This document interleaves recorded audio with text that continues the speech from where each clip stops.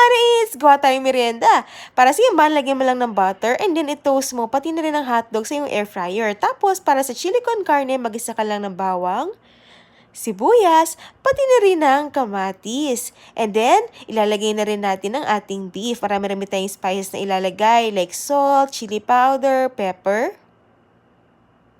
Maglalagay rin tayo ng cumin, pati na rin ng tomato paste at onting water. Tapos lagyan na natin ng sriracha for more cakes at sugar. Pakuluin and then yan, pwede na yan. Gawa naman tayo ng cheese sauce. Yan yung butter, flour, lagyan mo ng milk, salt, at ng seasoning. And then, lagyan mo na rin ng iyong cheese at sugar.